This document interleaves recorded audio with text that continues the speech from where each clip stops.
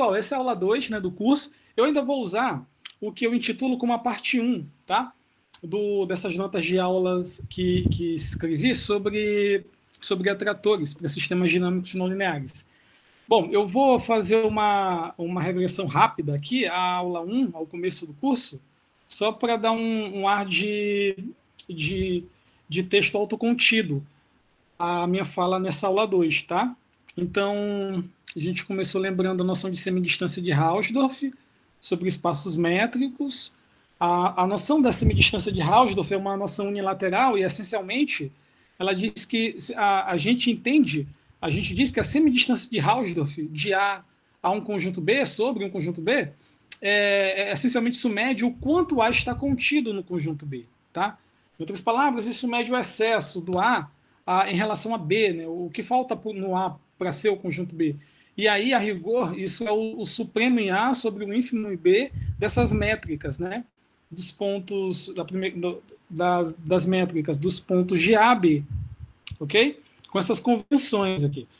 A semidistância de Hausdorff, de um conjunto não vazio ao vazio, a gente vai assumir que é mais infinito, e do vazio a um conjunto B qualquer, a gente vai assumir que é zero. Aí eu comentei sobre algumas propriedades, né, da semidistância de Hausdorff, uns exemplos, e em seguida eu trouxe o conceito de sistema semidinâmico sobre o espaço métrico.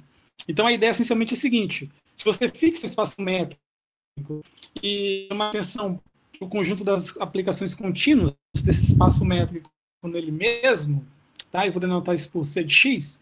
O sistema dinâmico em C de x é uma coleção de aplicações indexadas num par ordenado TS, com T maior ou igual a S, que satisfaz três condições. A aplicação indexada no par ordenado, onde as duas entradas são iguais, é a aplicação identidade de x em x. A gente tem essa propriedade também, essa propriedade a gente costuma mencionar ela como propriedade de semigrupo, né? Então você tem uma propriedade como essa, que faz menção à composição de duas aplicações aqui dessa coleção de aplicações contínuas. E, por fim, que ela traz à tona a continuidade dessa aplicação. Tá? Ou seja, há uma continuidade com relação aos parâmetros escalares e ao ponto x, né, do ponto x do espaço métrico, né, que está previamente fixado. Bom, aí eu chamei a atenção em seguida para a interpretação que a gente deve dar a essa expressão, tá? Que é a seguinte, né? O que a gente deve pensar, o apelo intuitivo que a gente deve ter quando lê essa expressão é a seguinte: você deve pensar que em um momento que você vai pensar que é o momento presente, você está destacando arbitrariamente um ponto x do espaço métrico e você puxa esse x, né? Você puxa esse x a uma certa posição, obviamente ainda no espaço métrico x, e essa sua atitude, ela leva esse instante de tempo, tá? Você leva esse instante de tempo para puxar o x. Então, se você deixa evoluir esse ponto, né? Esse segundo ponto obtido, esse pontinho obtido, se você deixa evoluir ele tem instante de tempo, tá? Aí, esse novo ponto que surge é o que a gente deve entender como sendo o ponto de nome STS de x. Ok? Então, essencialmente essa é a ideia que a gente tem que ter ao ler essa expressão. No final das contas, há um intervalo de tempo aí a ser destacado, né? Que é digamos assim, que é um intervalo de tempo que durou esse fato, né? Esse evento, que é o intervalo de tempo de comprimento T menos S, tá? Outra coisa que eu fiz também foi chamar a atenção para o fato de... E quando a gente tem T igual a S? Eu acho que alguém está solicitando entrada. Deixa eu retornar lá.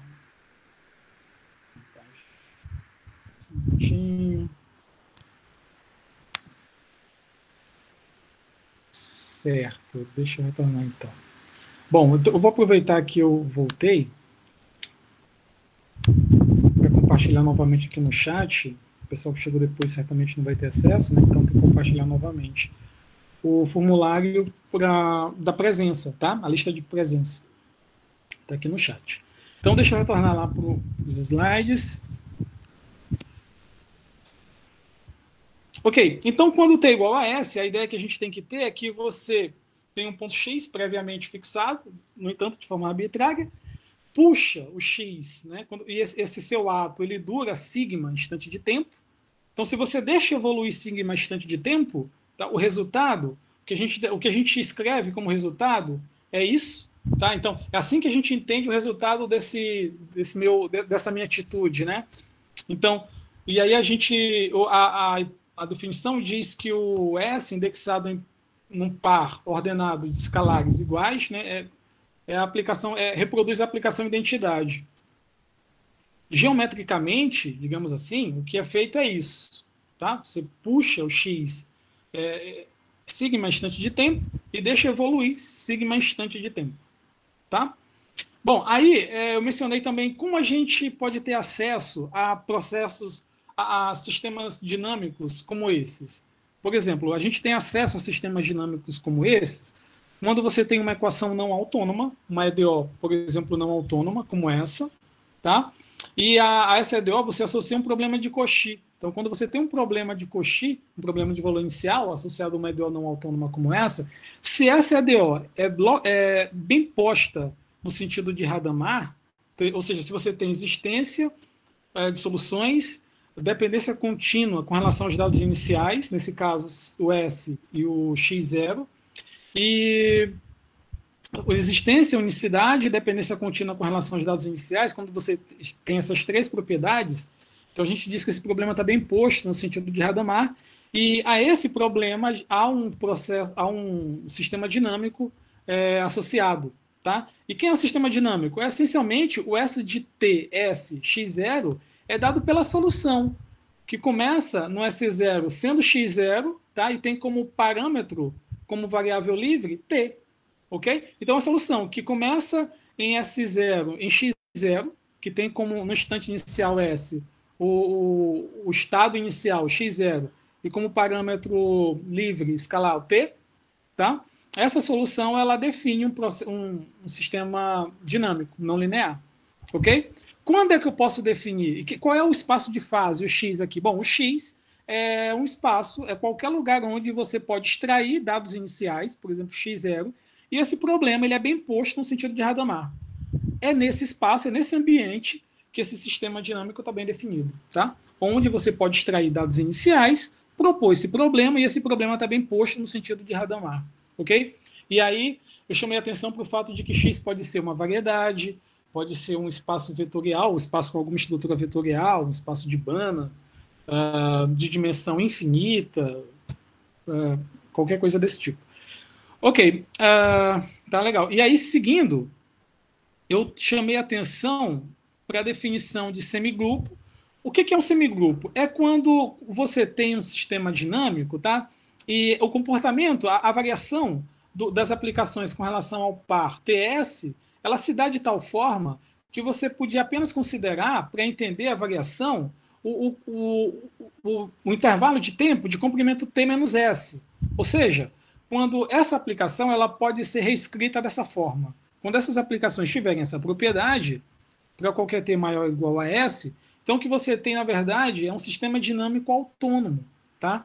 E aí a gente vai intitular, nesse caso, o sistema dinâmico autônomo como um semigrupo.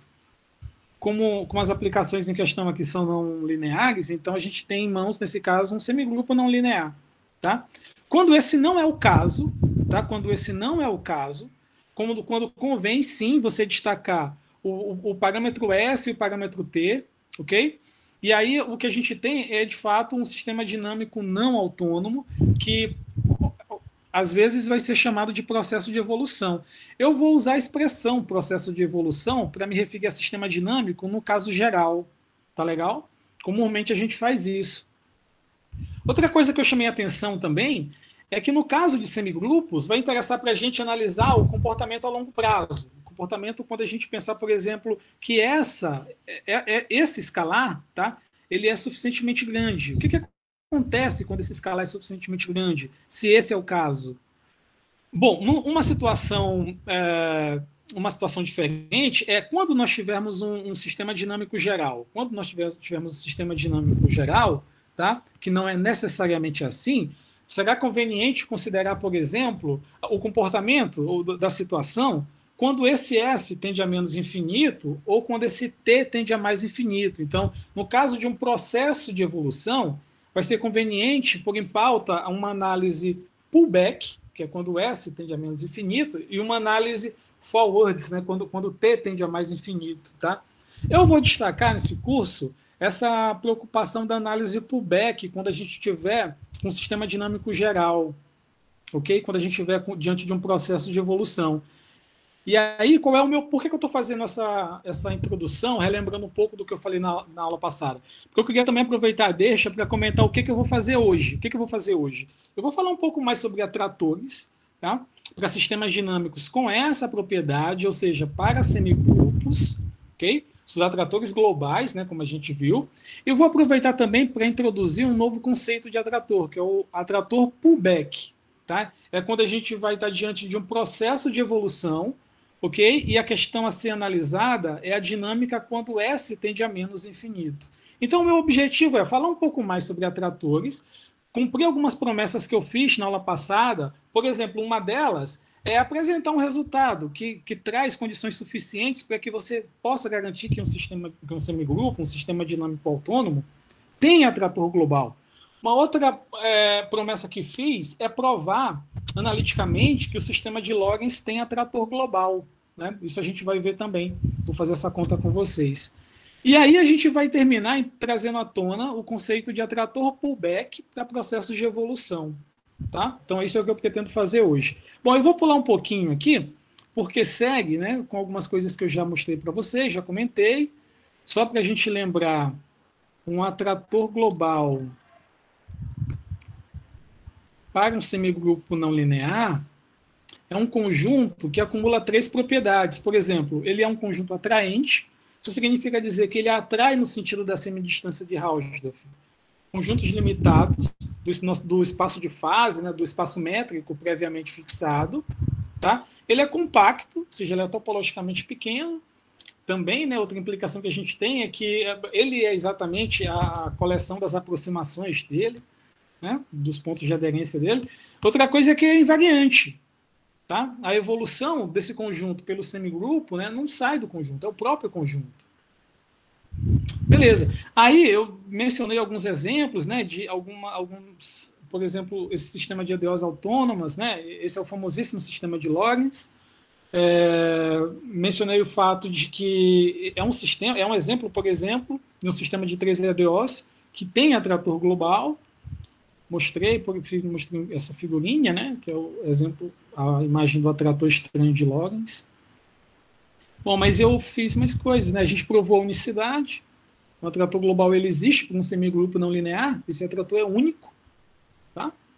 Noção de solução global.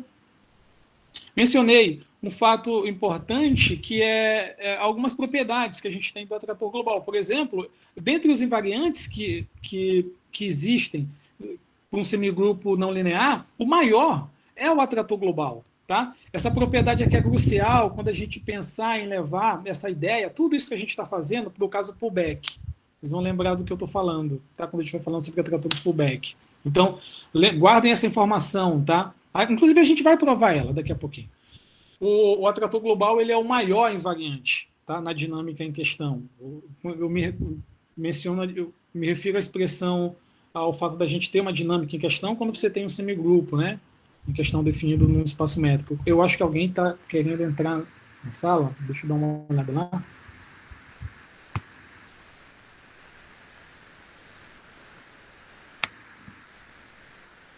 Então, vou compartilhar novamente aqui a frequência no chat.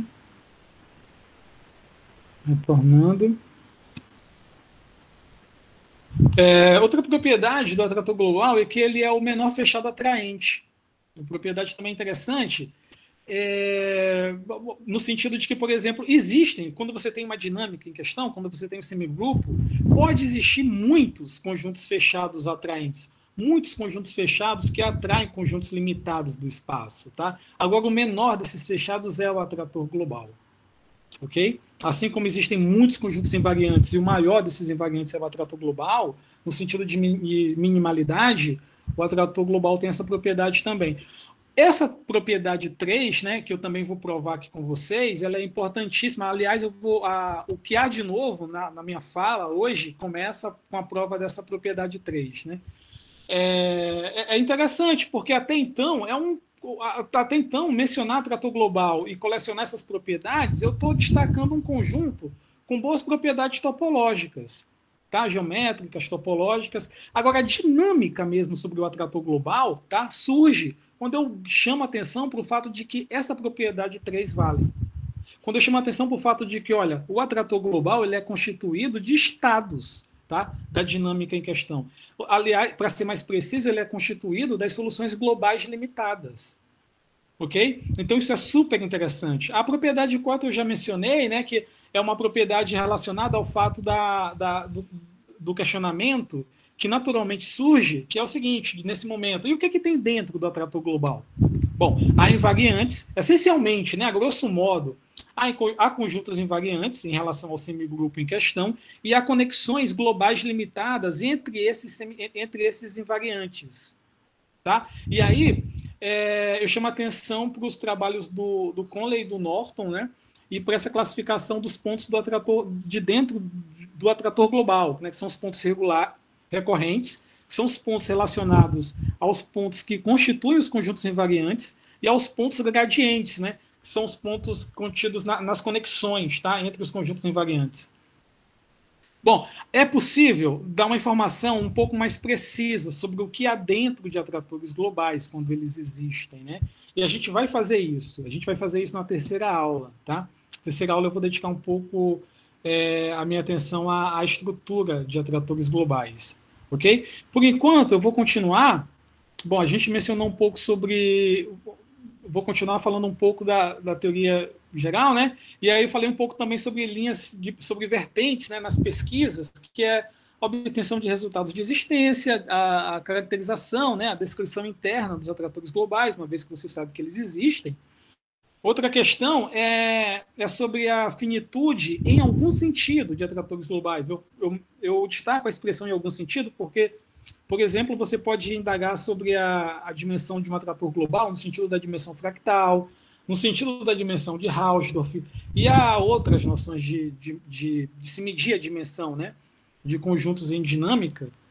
Por exemplo, obter resultados sobre a finitude dimensional dos atratores globais é algo muito bem quisto na literatura. Tá? Outra questão também extremamente importante é indagar sobre a robustez dos atratores globais sobre pequenas perturbações. O que eu estou querendo dizer com isso? Imagina que, por exemplo, você tem uma família de semigrupos não lineares e essa família está indexada num parâmetro e você percebe que há uma dependência contínua dos semigrupos com relação aos parâmetros. Tá? E num segundo momento, você percebe que os semigrupos em questão eles têm atratores globais. Uma pergunta, será que os atratores globais eles se comportam semi-continuamente, pelo menos, com relação à variação dos parâmetros? Ok? Então, essa robustez, essa continuidade dos atratores no sentido da semidistância de Hausdorff com relação à variação dos parâmetros também é algo sempre muito bem quisto na literatura. Tá? Então, é comum a gente encontrar ótimos resultados aí na literatura publicados nessa direção. Bom, vou continuar. A gente provou o Teorema 2. Aliás, eu fiz até um desenho, né? Eu tentei ilustrar a prova do Teorema 2. Isso é uma coisa que eu chamei a atenção para vocês, que me deixa muito, muito confortável, que me atrai, com perdão da piada, né? Que me atrai a estudar esses assuntos. Porque as provas elas parecem se movimentar na nossa frente, né? São desenhos, a gente pode fazer desenhos, né? E esses desenhos eles tendem a ser fiéis aos argumentos, né, ao que acontece na teoria. E aí eu tentei fazer uma ilustração dessa prova, né, a gente fez, de fato, a gente provou esse Teorema 2, né, eu comentei sobre o fato de você provar que um conjunto ele é invariante se somente se ele é a reunião de conjuntos imagens de soluções globais, tá? Soluções globais que existem por pontos desse conjunto. Ok? Isso é algo muito legal, porque, por exemplo, Como é que eu posso mencionar rápido essa prova, né? Relativamente rápido, né? O fato de, por exemplo, você reunir conjuntos imagens de soluções globais do semigrupo em questão, ou seja, o fato de você reunir órbitas globais, né, do semigrupo em questão, você está reunindo conjuntos invariantes, ok? Então, é natural que, por exemplo, essa reunião seja um conjunto invariante. Tá? E aí, a pergunta que surge é, bom, e como é que eu provo que um conjunto invariante ele é a reunião de órbitas globais de pontos desse conjunto? Então, essencialmente, o argumento para provar essa segunda afirmação é você destacar, é você fixar arbitrariamente, obviamente, um ponto, né, desse conjunto, tá? E tentar construir para frente, a evolução para frente é definida pelo semigrupo. Então, aqui, pontos, eles naturalmente têm futuro. Porque naturalmente você descreve muito bem o futuro. É só deixar evoluir o ponto pelo semigrupo. A conta, o trabalho árduo, digamos assim, o trabalho delicado, é você construir um passado desses pontos, né? E aí eu comentei, olha, a ideia é você fazer o seguinte, constrói primeiro o passado de forma discreta, tá? Então, a gente fez isso explorando o fato do conjunto em questão ser invariante. Com isso, fixado um ponto x0, por exemplo, a gente construiu o passado discreto dele. A questão seguinte, o ponto 2, né, nesse argumento, é você conectar esses pontos de tal forma que a junção, a colagem justaposta dessas conexões defina junto, né, com a evolução para frente, defina uma solução global do semigrupo. E aí a gente fez isso usando essa aplicação, tá? Usando uma aplicação com essa lei de formação. Então, com isso, o argumento da prova seguiu e a gente obteve um resultado do... Alguém quer falar?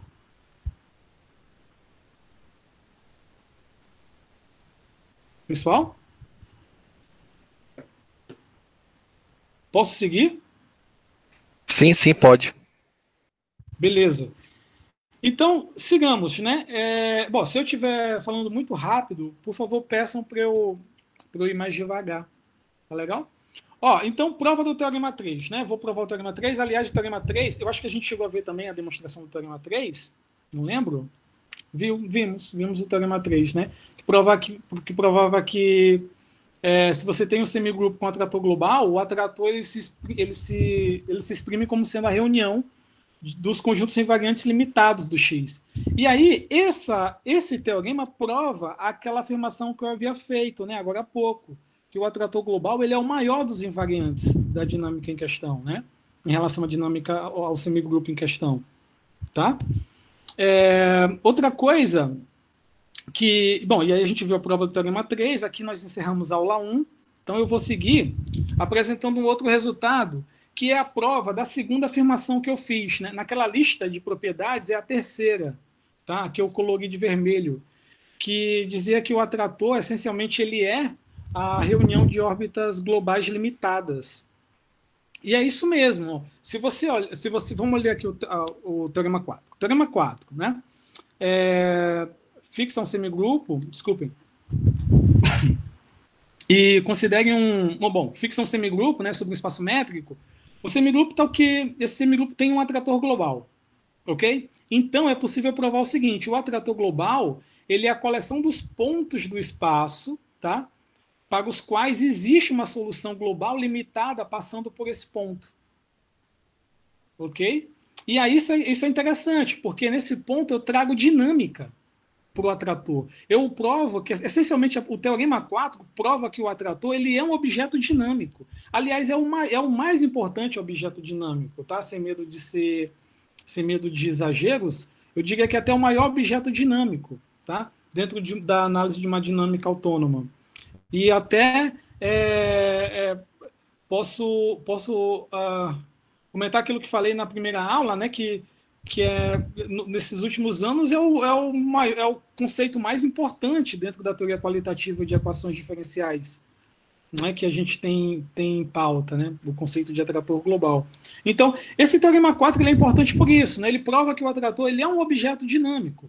Okay? Por enquanto, o que eu estava fazendo era colecionando propriedades topológicas e geométricas, né, de suma importância, tá? Mas dinâmica mesmo a gente prova, a gente mostra com esse teorema 4. E aí é por isso que eu não posso deixar de fazer uma prova do teorema 4 aqui com vocês.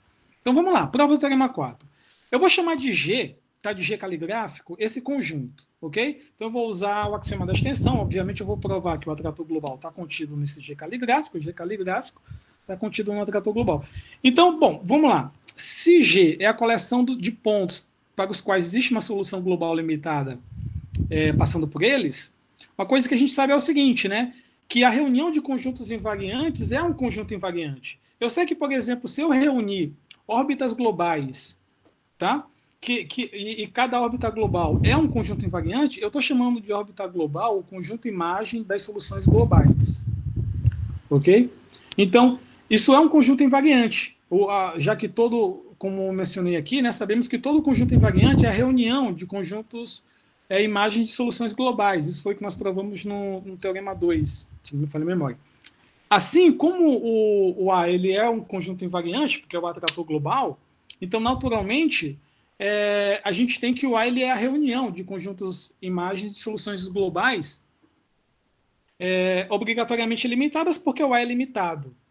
Ok? E aí, com isso, a gente consegue provar, então, que, naturalmente, todo ponto do A ele é obrigatoriamente um ponto que tem essa propriedade. Se ele é um ponto que tem essa propriedade, então o A está contido nesse G caligráfico. Ok? Por outro lado, uma coisa que a gente sabe é o seguinte, né? Que é isso que a gente já destacou, que se você fixar uma solução global limitada pelo semigrupo em questão, em relação ao semigrupo em questão, o seu conjunto imagem é um conjunto invariante. É um conjunto e é limitado e invariante, porque a solução global é limitada, né? Como o A ele é a reunião de conjuntos invariantes limitados, então, naturalmente, você tem a inclusão no sentido contrário.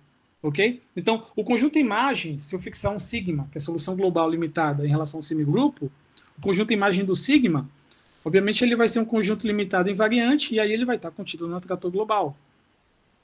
Tudo bem? Que é a reunião de todos os invariantes. Isso a gente faz com que todo o G caligráfico seja levado para dentro do atrator global. Ou seja, tem a inclusão no sentido contrário. Então, de fato, isso prova o teorema 4, né?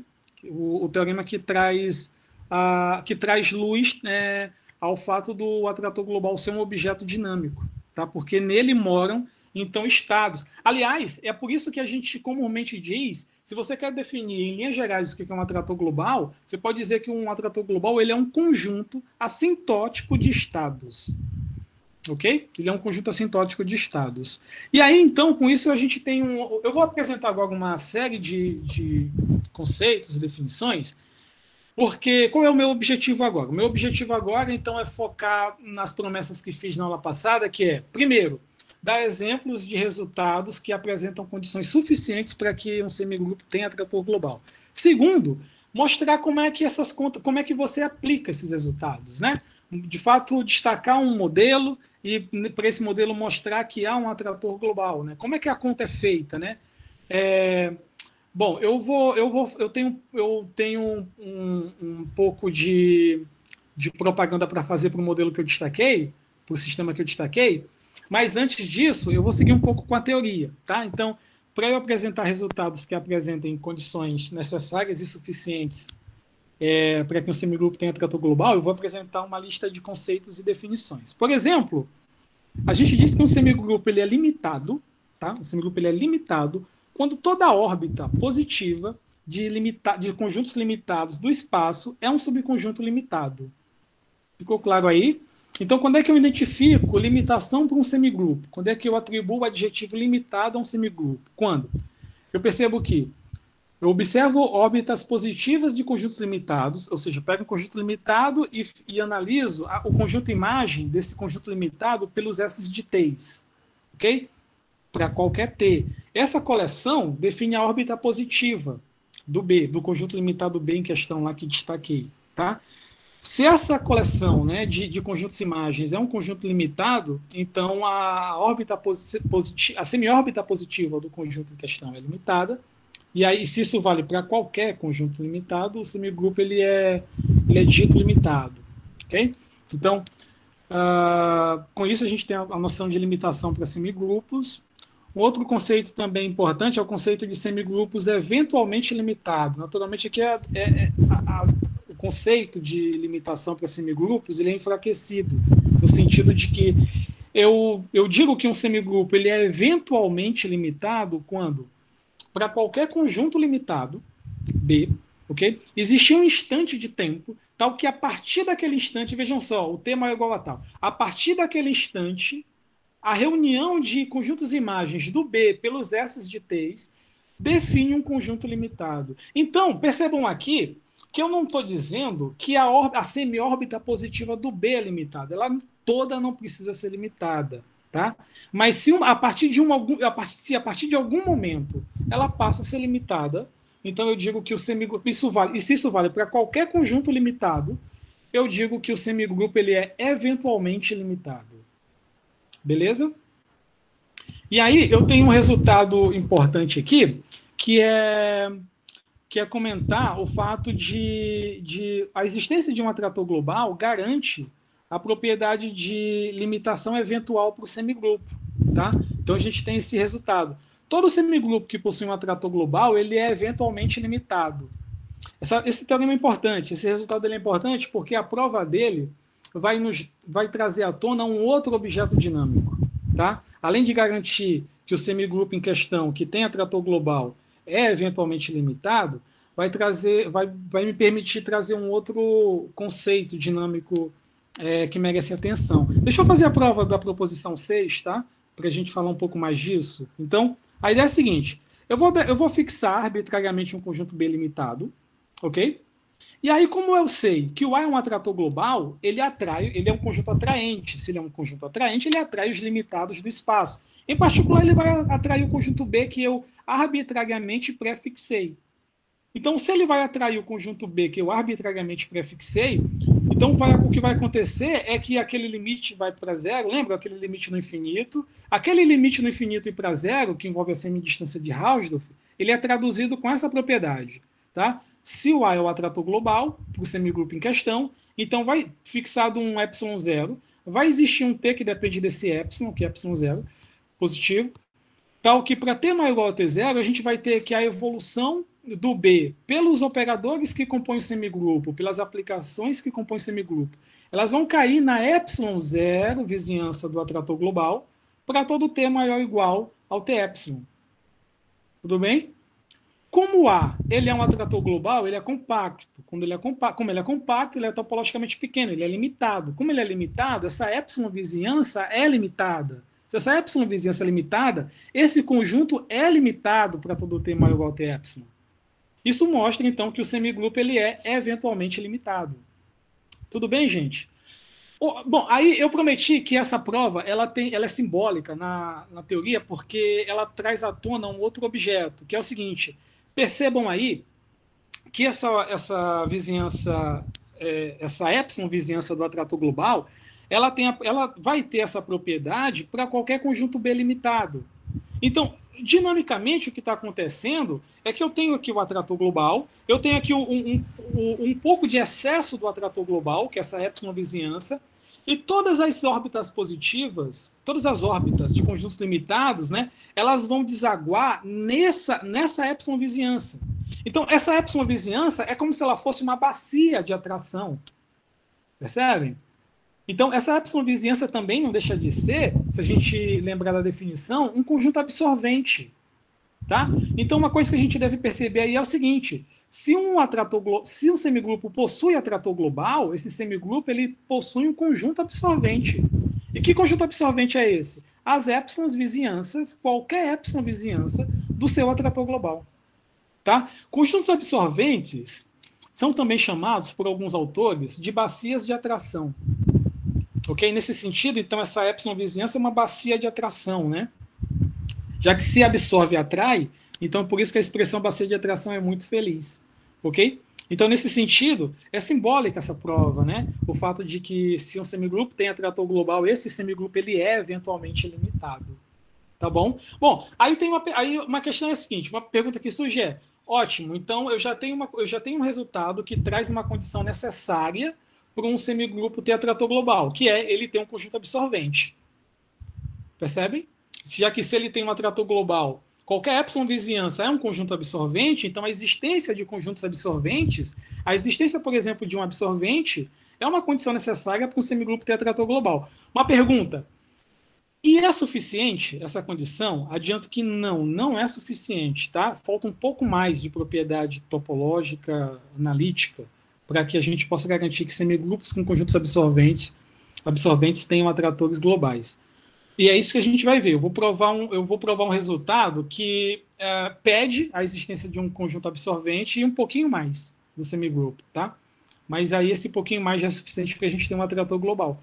Então é nesse sentido que vai seguir a minha fala, para apresentar um resultado que traz uma condição suficiente para que um semigrupo com atrator global, para que um semigrupo tenha atrator global. Semigrupo com conjunto absorvente tenha atrator global. Eu estou sendo claro, pessoal, e eu estou num ritmo adequado? Alguém pode me dar um feedback? Acho que tá bom, professor. Por mim tá tudo tranquilo. Maravilha, então sigamos. Ótimo, obrigado. Muito obrigado. Sigamos, então. Outro conceito importantíssimo, tá? É quando a gente se depara com o conceito de dissipatividade aqui na teoria de semigrupos. Para começar, eu vou trazer à tona o adjetivo dissipativo no seguinte contexto. A gente vai dizer que um semigrupo ele é ponto dissipativo, ok? Ponto dissipativo se existe um conjunto limitado que absorve pontos do espaço. Beleza? Então, um semigrupo vai ser ponto dissipativo se é um conjunto limitado que absorve pontos do espaço. E aí, outro conceito, eu vou usar simplesmente a expressão dissipativo, tá? Eu vou trazer à tona o conceito de dissipatividade. Eu vou dizer que um semigrupo é dissipativo quando existir um conjunto absorvente limitado. Ou seja, quando existe um conjunto limitado que absorve todos os limitados do espaço. Tudo bem? Tudo bom? Bom, vocês certamente já devem desconfiar de uma coisa, né? Que é o seguinte... É claro que se eu quero apresentar aí um resultado que traz uma condição suficiente para um semigrupo ter atrator global, se vocês já sabem que atrator global é um objeto dinâmico, né? A gente já viu que é um objeto dinâmico, com boas propriedades topológicas e geométricas e dinâmicas, é um objeto dinâmico, que é o objeto mais afamado aqui da teoria, né? Que é o objeto que merece, sobre o qual a gente está dando toda a atenção, e esse atrator global ele tem a propriedade de atrair todos os limitados do espaço, né? O atrator global é um conjunto atraente. Se eu quero provar que um semigrupo tenha um atrator global, é de esperar que eu peça como condição suficiente, como uma das condições suficientes, o fato do semigrupo, em algum sentido, dissipar energia. Porque atrator global ele é um objeto dinâmico, topologicamente pequeno, onde desagam as órbitas globais de conjuntos limitados, onde as órbitas globais de conjuntos limitados terminam.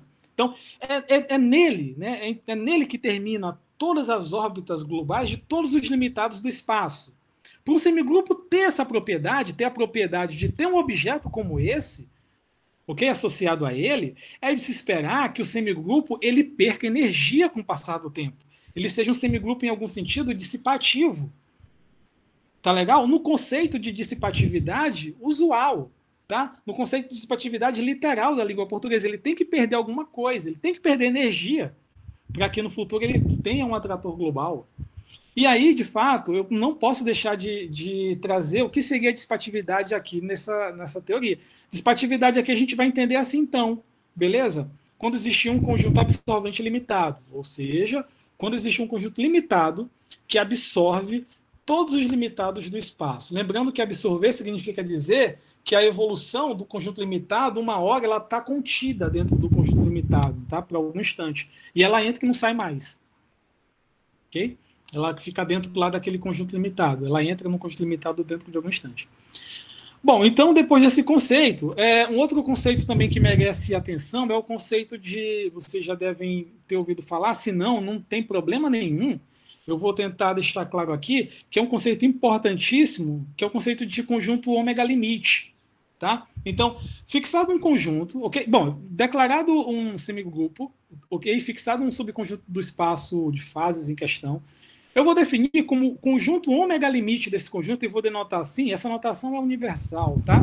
O ômega minúsculo, a letra grega minúscula, o conjunto, e é definido como sendo assim, tá? É a interseção, você considera o fecho das órbitas positivas do conjunto B a partir de instantes tais, né? E pega essas interseções, considera essas interseções, ok? Isso é o ômega limite do B. Essa definição é muito feia, eu pelo menos acho. Eu vou trazer uma definição que para mim é mais palpável, tá? Que é a seguinte, é uma definição com ar analítico, né? E um tanto quanto geométrico também, que é essa. E dessa daqui dá para fazer desenhos, e eu fiz também, vou mostrar para vocês. Que é o seguinte, é possível provar que esse conjunto, ele é igual a esse conjunto aqui. O ômega limite de um conjunto B é a coleção de todos os pontos do... Olha só, pessoal, vamos lá, vamos ler comigo. É a coleção de todos os pontos do espaço. Tá? Vejam como isso pede um desenho. Isso pede um desenho. E atenção, é a coleção de todos os pontos do espaço, tá? Que são limites de sequências, cujo termo geral da sequência é o S de Tn, Xn. Tn é uma sequência... são os nossos instantes de tempo, né? Não negativos, que tende a mais infinito. E Xn é uma sequência de pontos do B. Ok? Então, o que está acontecendo aqui? Eu tenho um conjunto B. Eu devo destacar a evolução do B, a órbita positiva do B, pelo semigrupo em questão.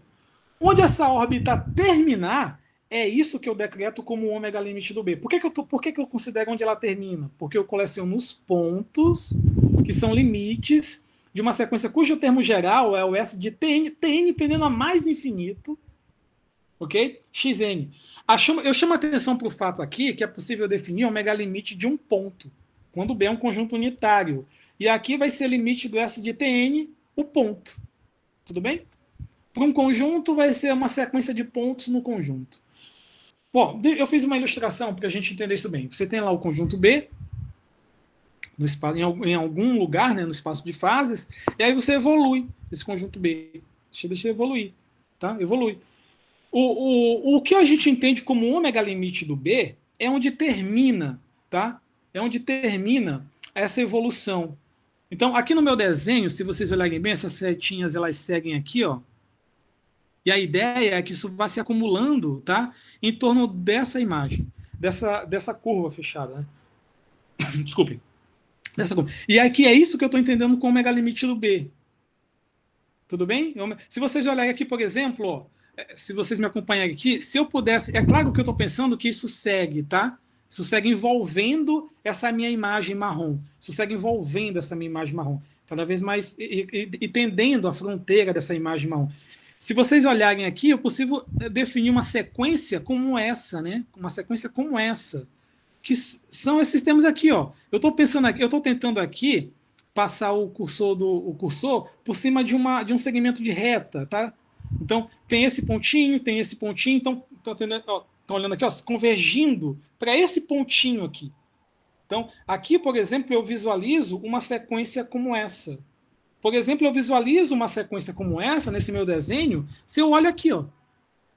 Tem esse pontinho, tem esse aqui, tá? Se eu olho essa... E aí eu entendo que esse pontinho aqui é um ponto que pertence ao ômega limite do B, por ele ser limite dessa sequência. Tudo bem? Tá claro?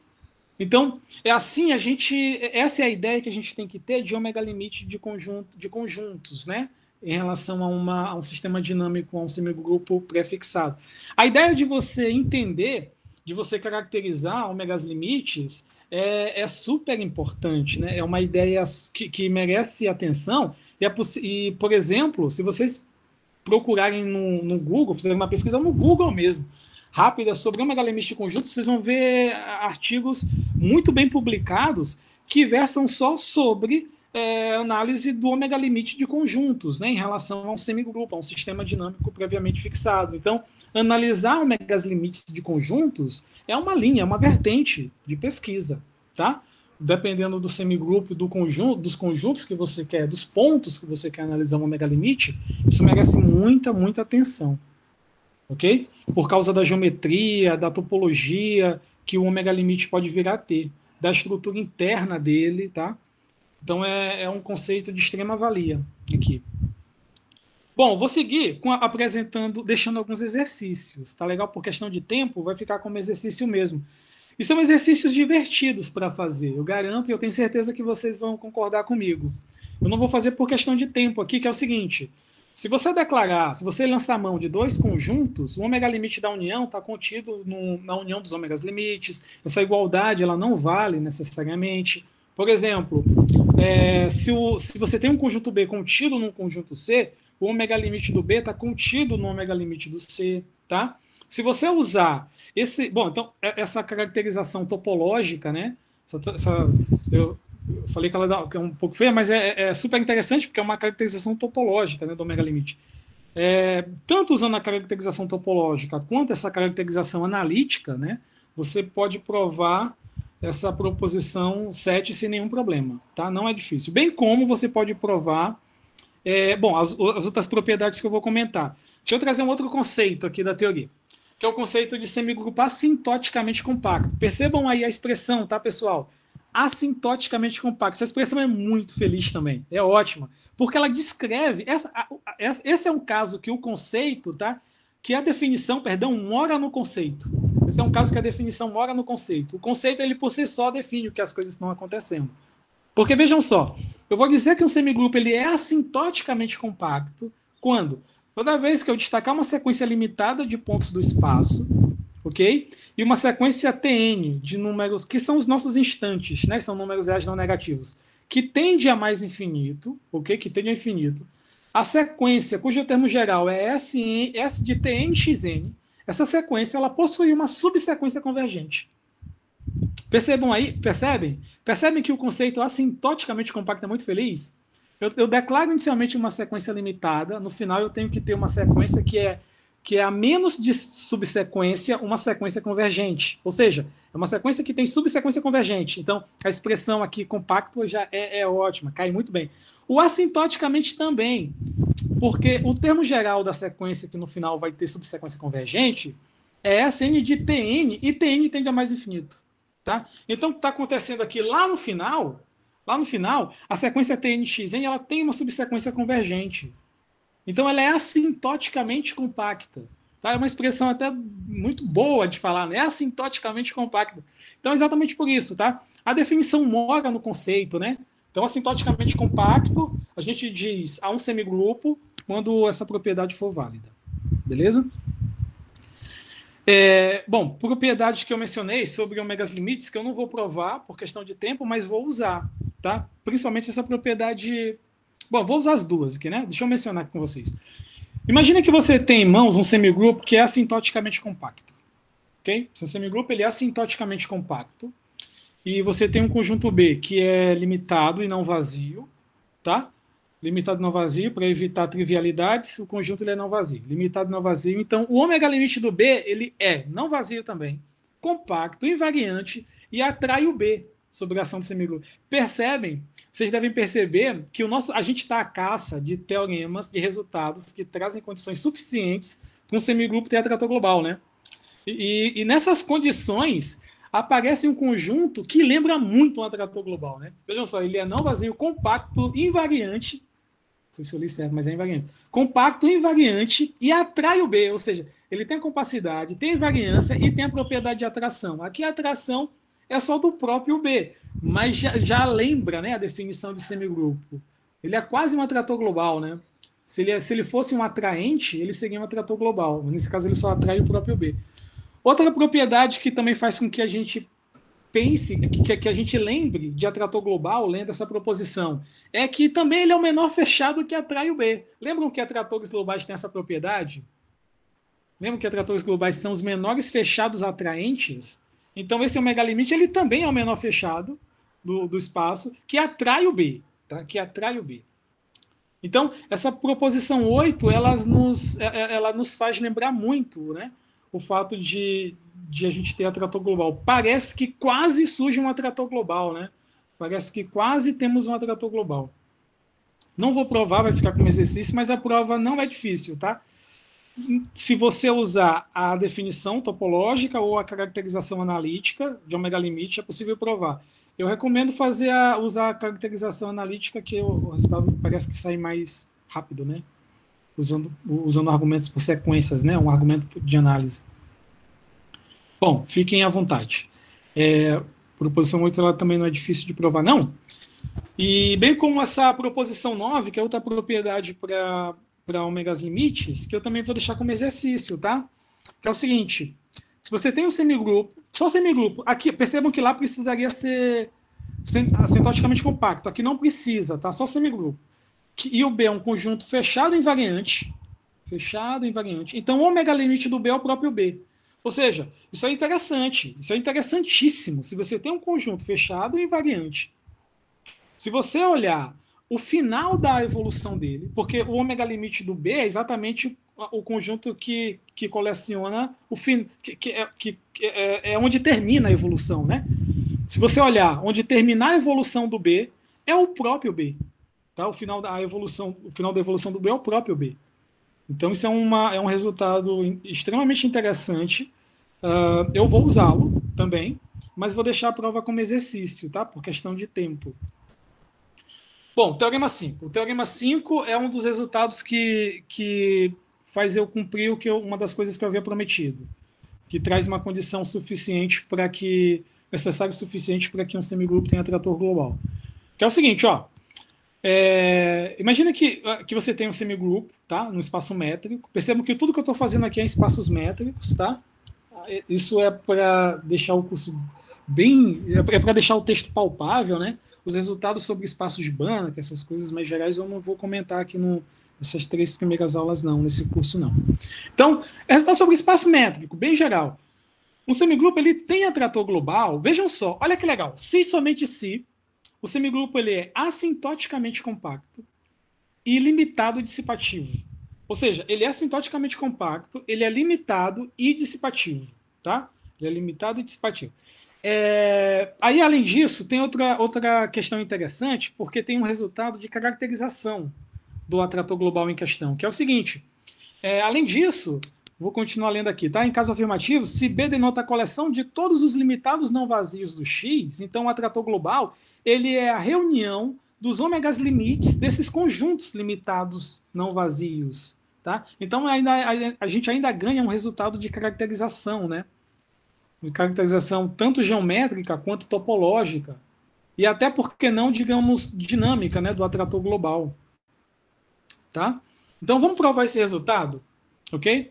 E antes de provar, deixa eu só comentar, né, para fazer o link com a minha fala agora há pouco. Eu falei, olha, se você espera que um semigrupo tenha atrator global, lembrando o que é um atrator global, você deve imaginar, você deve prever que uma espécie de dissipatividade tem que ser pedida para o semigrupo, né? Ele tem que perder energia com o passar do tempo. E é o que de fato está acontecendo aqui. Ó. Você tem que ter um conjunto limitado, tá?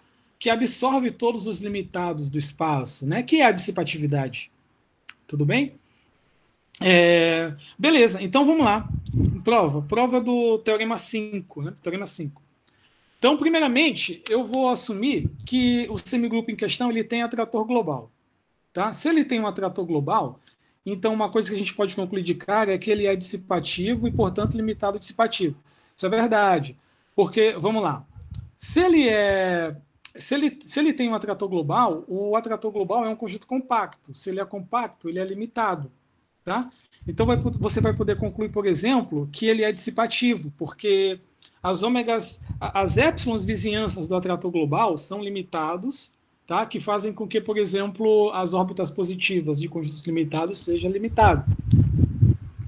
Tudo bem? Então, a limitação e a dissipatividade, bom, se você tem um atrator global, então a limitação e a dissipatividade vai seguir de imediato, né? Não vai dar trabalho.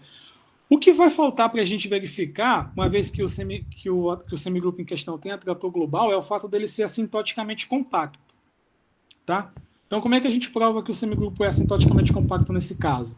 Bom, como eu havia comentado, né, a definição mora no conceito. Né? Ser assintoticamente compacto significa dizer que a gente tem que lançar mão de uma sequência limitada, uma sequência Tn que tende a mais infinito, e a sequência cujo termo geral é S de Tn xn tem que ser convergente a menos de subsequência. Tá? Tem que ter uma subsequência convergente. E é isso que eu vou provar. Lance mão de uma sequência limitada e uma sequência Tn que tende a mais infinito. E aí, eu vou considerar B o conjunto dos termos da sequência xn. Beleza? Bom, B é limitado. B é limitado porque a sequência é limitada, xn. Então, o B é atraído pelo atrator global em questão. Então, vale esse limite.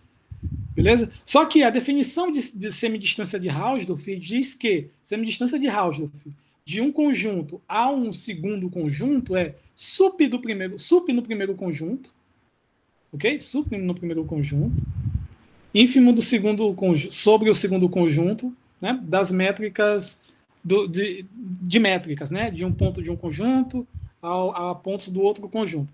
O fato é o seguinte, essa semidistância de Hausdorff ela pode ser escrita assim, né? Sup na primeira entrada. Beleza? Sup na primeira entrada. Então a gente tem basicamente esse limite ser zero, significa dizer que esse limite aqui é zero. Certo? Esse limite é zero, já que esse limite é igual a esse. Bom, então a gente tem que esse limite é zero. No entanto, perceba uma coisa. O B é um conjunto enumerável. Tá? Se eu olhar a expressão aqui sobre a qual a gente está passando o limite quando o n tende a infinito, então eu posso pensar no seguinte, para cada n, a distância de um ponto a um conjunto compacto, tá, é sempre atingida. Então eu posso pensar que para cada n há uma sequência Zn, de tal forma que esse supremo é atingido. Afinal das contas, esse supremo é atingido. Então eu posso muito bem concluir que, na verdade, esse supremo é igual à distância desse ponto a um ponto do atrator global. Como esse limite vai a zero, eu posso dizer muito mais. Eu posso dizer que para cada J natural, existe um ZJ no atrator global, tal que essas métricas, tá? Essa métrica indexada em J, é menor que 1 sobre J. Me acompanharam aí? Eu estou usando o fato de que, para começar, de que esse supremo é atingido. Tá? Então, a gente pode concluir que, de fato, para cada J, a gente tem essa desigualdade. Beleza?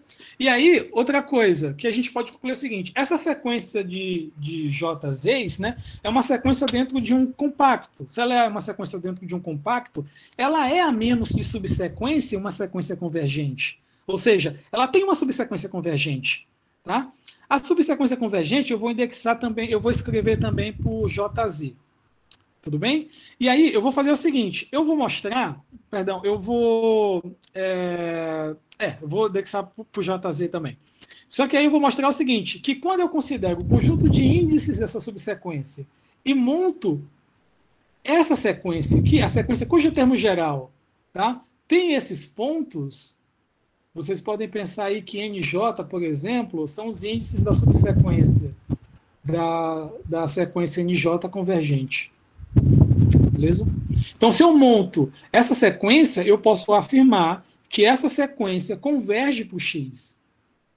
Converge para o X, tá?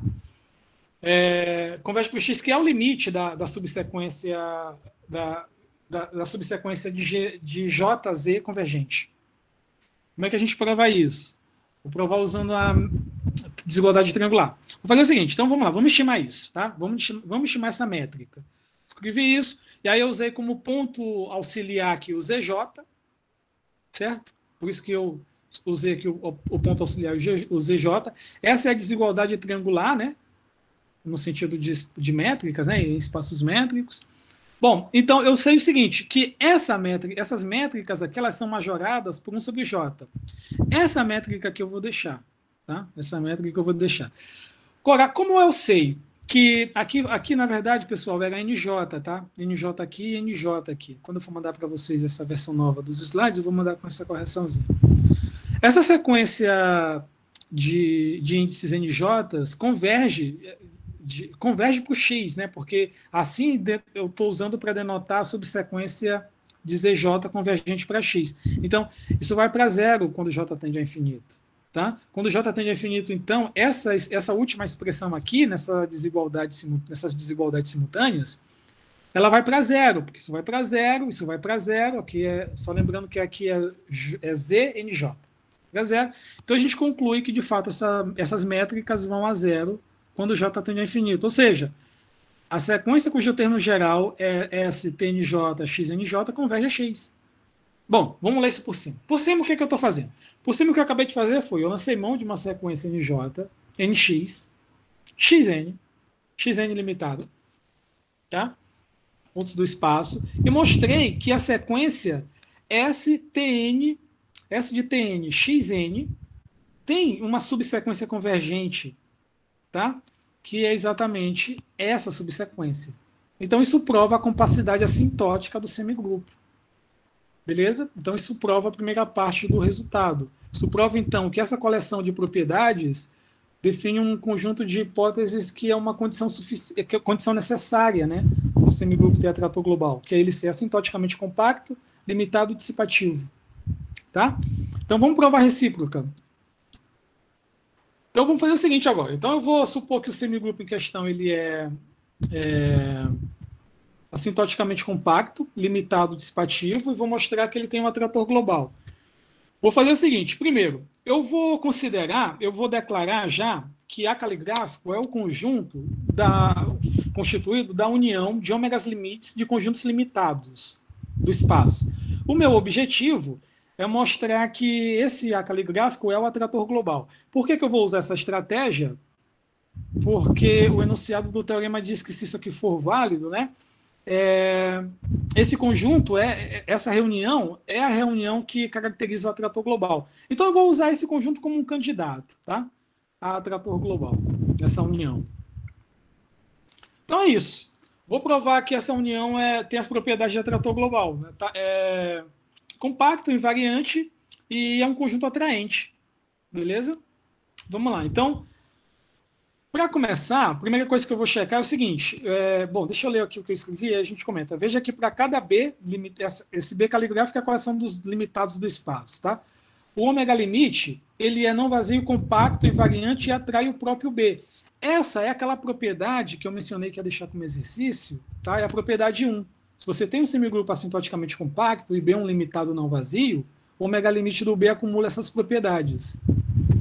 Beleza? Então, estou usando a propriedade, o item 1 da propriedade 8 aqui. Aqui. Então, esse conjunto ele é não vazio, compacto, invariante e atrai o próprio B. Daí, se a gente reunir, como eu sei que a reunião de invariantes é invariante, então uma propriedade que a gente pode concluir é que esse A caligráfico, tá? Que é o nome dessa reunião, é um conjunto invariante. Beleza? Outra coisa, eu sei que o ômega limite do B atrai o B. Então, a reunião, naturalmente, vai atrair todos os limitados do espaço. Porque se eu declaro um limitado de forma arbitrária, mas se eu lanço mão de um arbitrário, o ômega limite do B, esse pedaço do A caligráfico, ele se encarrega de atrair o B. E, no final das contas, então, o A caligráfico vai atrair o B.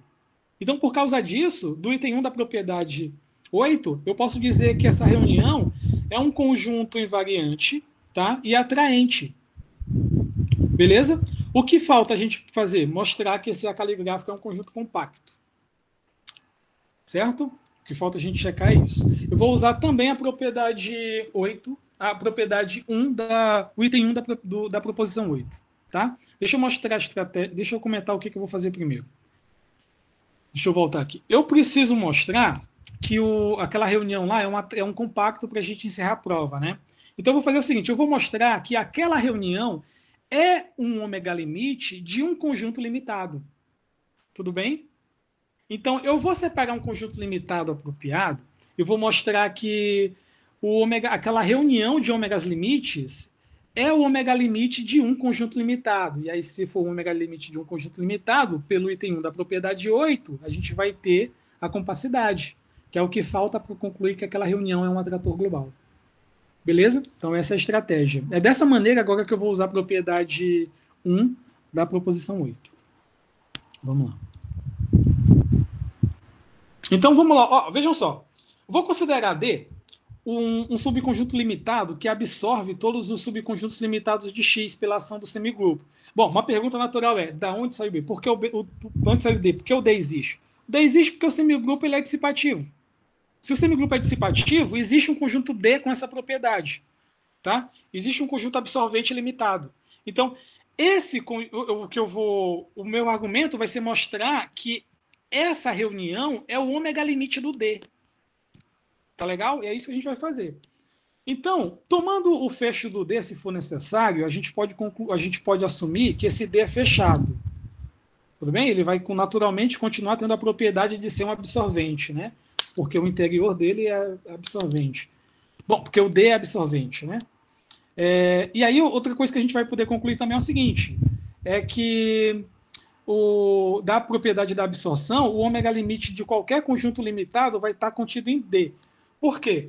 Bom, uma coisa que a gente vai poder perceber é o seguinte, como o D ele absorve todos os limitados do espaço, e o ômega limite é onde termina a evolução dos conjuntos limitados B, né? É natural que, se o D absorve os limitados, onde termina a evolução, naturalmente vai morar em D. Tudo bem? Vai morar em D e vai morar em D para qualquer limitado do espaço.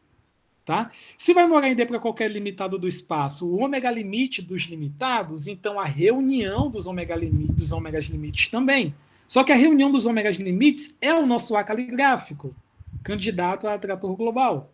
Beleza? Então a gente vai poder concluir essa inclusão. Outro fato que a gente viu, né, é que o ômega limite, o ato de você extrair o ômega limite de conjunto, respeita essas inclusões, né? Se A está contido em D, o ômega limite do A está contido no ômega limite do D. Beleza? Então a gente vai ter essa inclusão aqui também. Certo? Outra propriedade interessante que a gente tem do A, por ser invariante. Se o A é invariante, ele está contido no ômega limite dele.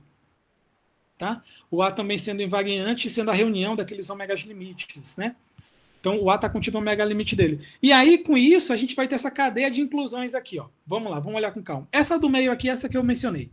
Certo? Essa que eu mencionei. Essa que eu mencionei. Essa última aqui, essa que eu acabei de falar. E essa daqui é o fato de que o D ele é um limitado. E o A caligráfico é a reunião de ômegas limites de limitados. Em particular, o D está incluso dentro desse B caligráfico. Então, naturalmente, esse ômega limite está no A caligráfico. Então, por essa cadeia de inclusões, a gente vai poder concluir que o ômega limite do D é o A caligráfico. Ou seja, da proposição 8 do item 1, a gente tem a compacidade do A caligráfico. Tudo bem? Então, com isso, a gente prova o teorema 5, que é o nosso primeiro resultado sobre condição necessária e suficiente para a existência de atrator global. Vou mostrar uma aplicação do teorema 5 daqui a pouquinho. Ó, só para a gente concluir a parte de atratores globais, a parte teórica, né? Eu vou apresentar um corolário do teorema 5, que também é comumente usado, tá? Só que para isso eu vou apresentar outros conceitos, que é o conceito de eventualmente compacto a um semigrupo. Quando é que um semigrupo ele é eventualmente compacto? Ele é eventualmente compacto quando pelo menos um dos operadores que compõem a classe de operadores que define o semigrupo for uma aplicação compacta. Tá? Agora, eu estou em espaços métricos, hein, pessoal? Lembrando que uma aplicação ela é compacta em espaços métricos quando a imagem de limitados é pré-compacta. Ok? Quando a imagem de limitados, se vocês preferirem, a expressão é relativamente compacta. Ou seja, tem fecho compacto. Então, vamos lá, resumindo. Tá? Em outras palavras, quando é que o semigrupo ele é eventualmente compacto? Quando houver um S de T que é uma aplicação compacta. Isso significa dizer que esse S de T que é aplicação compacta, ou significa dizer que a imagem de limitados, tá, é relativamente compacta. Okay? Tem fecho compacto. Proposição 10 é que eu costumo brincar comentando com meus alunos aqui, os meus orientandos, dizendo o seguinte, para você lembrar desses resultados, são muitos conceitos, né? Lembra que as eventualidades implicam a compacidade assintótica, que é o seguinte, a proposição 10. O semigrupo ser eventualmente compacto e eventualmente limitado implica ele ser assintoticamente compacto. Por que essa propriedade 10 é importante? Porque ser assintoticamente compacto é uma das condições lá da proposição, lá do teorema 5, hein? Então, uma necessidade que a gente pode ter é de identificar a compacidade sintótica do semigrupo. Um caminho é buscar as eventualidades, né? Informalmente falando, né? Que é você buscar as eventualidades, que é ser eventualmente compacto e eventualmente limitado. Beleza? Então, para encerrar essa parte teórica, eu vou apresentar um resultado, eu não vou fazer a prova dele, mas eu queria que vocês fossem conhecedores dele. Que é o seguinte, se você tem um semigrupo que é eventualmente compacto, eventualmente limitado e ponto dissipativo, ok?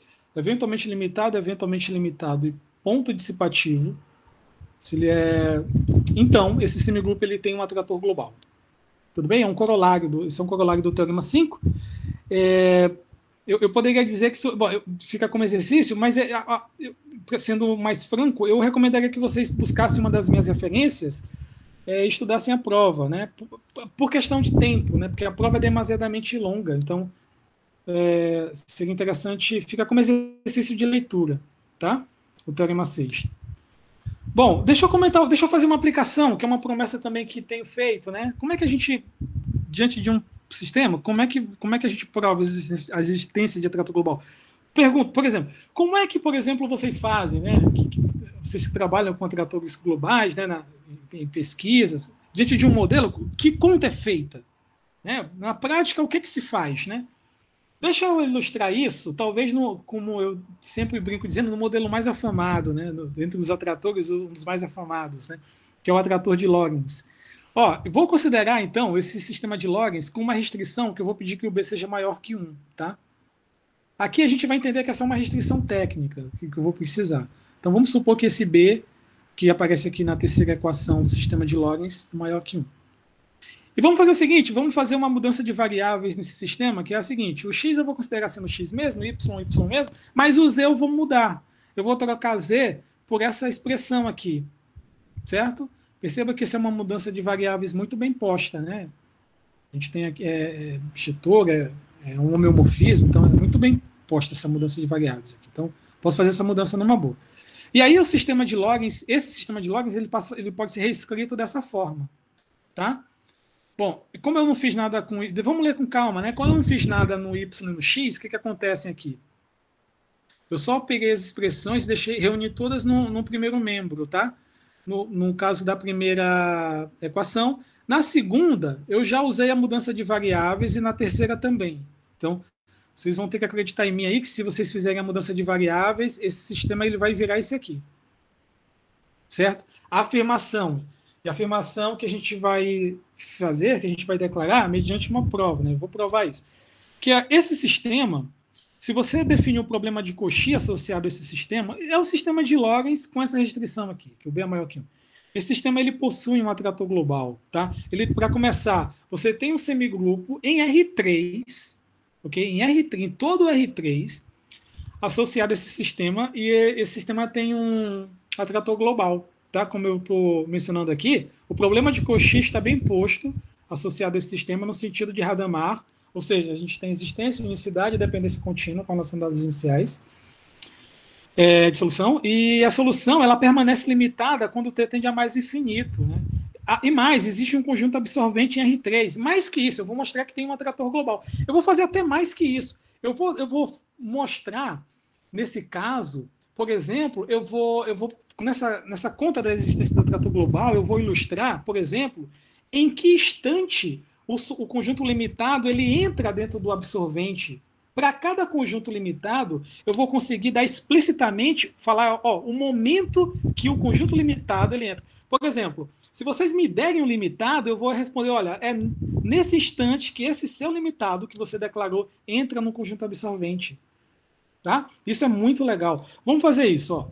Primeira coisa que a gente deve observar aí é que essa expressão eu posso comparar com essa e essa daqui comparar com essa no seguinte sentido. Se eu pegar essa primeira equação, multiplicar por x, a segunda multiplicar por y e a terceira multiplicar por z, tá? E somar as três, o que vai acontecer aqui é o seguinte. Ó, aqui está o sistema passado. Tá?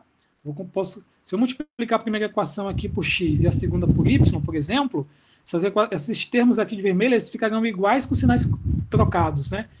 Esses dois em azuis também, iguais com sinais trocados. Então, se eu somar tudo, eu vou cancelar depois dessas três multiplicações. É isso que eu vou fazer, tá? E aí vou fazer até mais que isso. Tá? As expressões que vão aparecer aqui nos três primeiros membros, as três primeiras parcelas das três equações serão derivadas. Porque, vejam só, se eu multiplico a derivada... Isso aqui eu estou entendendo que é a derivada do x, tá? O x é uma função de t. Então, se eu multiplico a derivada do x pelo x, eu posso entender que isso é meio da derivada do módulo do x ao quadrado. Tudo bem? Se eu multiplico a derivada do y por y, eu posso entender que isso é meio da derivada do módulo do y ao quadrado. Posso pensar da mesma forma com z. Se eu reúno essas três expressões numa só, eu posso pensar que isso é meio da derivada do módulo da norma do u ao quadrado, pensando que u é a lista de x, y, z. Tudo bem? Tudo bem? Então é isso, né? Quando eu faço as três multiplicações e somo, o que eu tenho é essa equação. Tá? O que eu vou fazer a partir daqui? Percebam só. Eu vou manipular essa equação de tal forma que essa equação ela nos forneça um conjunto absorvente. Essa equação é o que a gente costuma chamar na literatura de a equação energia do modelo. Tá? Essa é a equação energia do modelo. Só que antes de seguir com a conta do conjunto absorvente, eu queria lembrar uma desigualdade lá de cálculo, de análise na reta, que é a desigualdade de Young. Eu vou destacar um caso da desigualdade de Young, que é quando você tem números não negativos, números reais aqui eu esqueci, mas é não negativos, A e B, epsilon número positivo, então A vezes B pode ser majorado por essa expressão. Tá? Isso é uma desigualdade de Young. Então, usando essa desigualdade de Young, eu posso muito bem escrever esse... como é que eu fiz aqui? Eu peguei essa expressão, majorei pelo módulo disso. Então, agora eu passo a ter produtos de termos não negativos. Aí eu usei Young. Quando eu uso Young, essa expressão aqui eu posso majorar por essa soma. Tá? Isso para tempo positivo, hein? Para t maior ou igual a zero, que é a variável livre dessas funções, x, y, z. Então, essa expressão eu posso majorar por isso. Tá legal? Continuando. Eu posso agora fazer o seguinte, pegar essa expressão que está aqui e jogar para o primeiro membro. Perceba que quando eu faço, b vezes z ao quadrado vai cancelar. Vai sobrar no primeiro membro só z ao quadrado. Essa expressão aqui eu repeti no segundo membro. Tá legal? Vou seguir. O que eu vou fazer agora? Eu vou fazer o seguinte. Eu vou trocar eu vou tirar esse meio daqui, tá? Então eu vou multiplicar os dois lados, vou multiplicar a desigualdade por 2, então o meio desaparece, aqui vai ficar com 2 na frente dessas parcelas, e aqui, que era 4, vai aparecer um 2, né? Se eu multiplico isso aqui por 2, que é exatamente essa desigualdade. Agora eu vou considerar um L, que é o menor entre 1 e sigma. Eu não sei qual é o valor de sigma, eu sei que sigma é positivo, eu vou considerar L o menor entre 1 e sigma. Se eu considero L o menor entre 1 e sigma, eu posso majorar por baixo 2 sigma, 2 e 2 por 2L, né? Já que tanto o fator 2 sigma quanto o fator 2 é maior ou igual a 2L. Então, essa expressão aqui vai ficar por baixo dessa, que por conseguinte fica por baixo dessa. Tá? Tudo bem? Aí o que acontece? Beleza, então eu fiz isso. E o que foi que eu fiz aqui? O que eu fiz aqui foi o seguinte, cadê o 2 que estava aqui?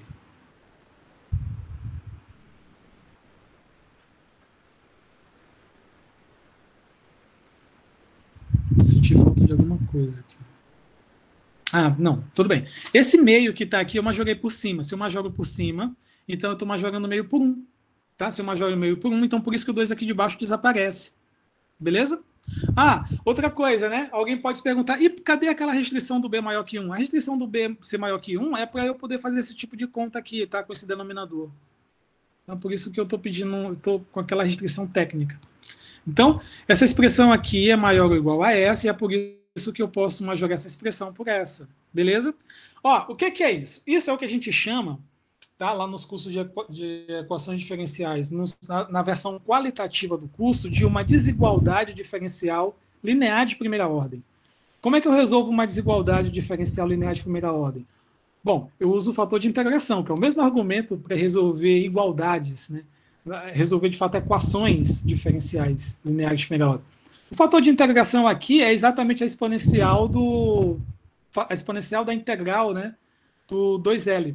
Se eu uso aqui, multiplico pelo fator de integração e organizo as coisas, então isso vai gerar essa expressão aqui, tá, pessoal?